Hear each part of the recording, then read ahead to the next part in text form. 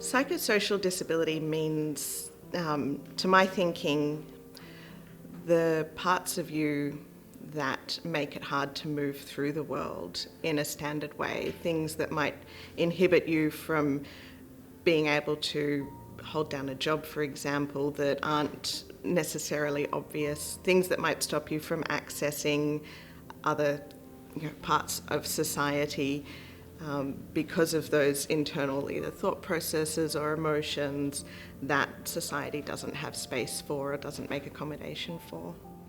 It's like I start the day with my resources depleted.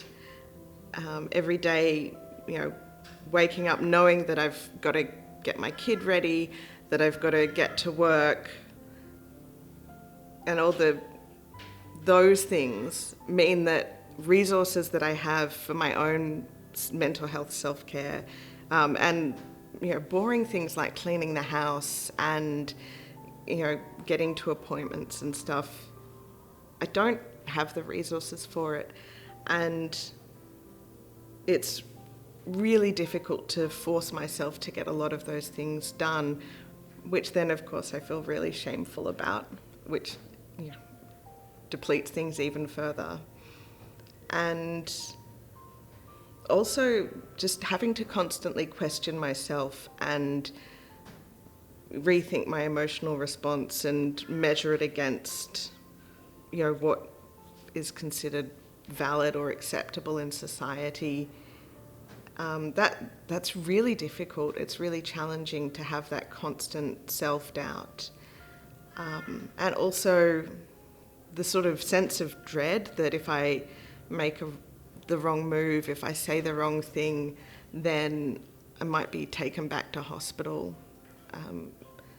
And avoiding hospital is not a really good reason to try and force yourself to appear well.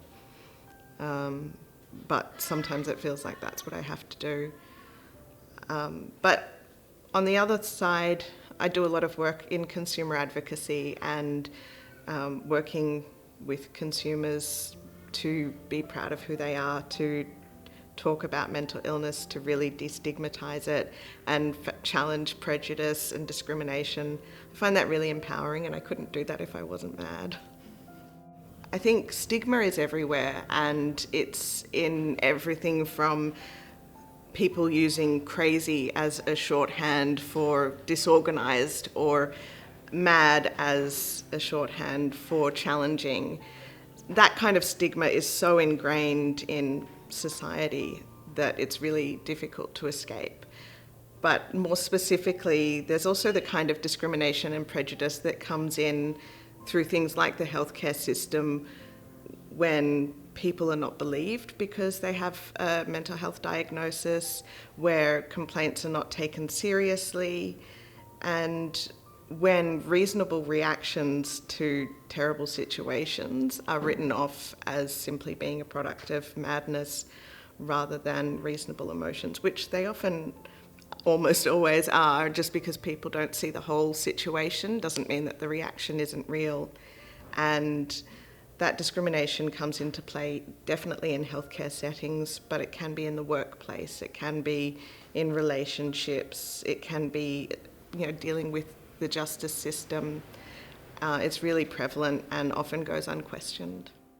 I'm really conscious of having to walk this line between not being too crazy in order to move through the world, but also being crazy enough to access an NDIS plan. It's been really challenging, and having to also encounter my own internalized shame around mental health. Am I crazy enough? Am I irrational? Is what I'm feeling valid? And especially when trying to go through bureaucratic processes which don't account for those experiences, that internalized shame talk is really difficult to put aside. One of the big things that's really helped me with my mental health is recovery-focused, recovery-oriented language and practice, and that is wonderful because it's saying, well, this is a thing that I experience, but it doesn't mean that the rest of my life is ruined.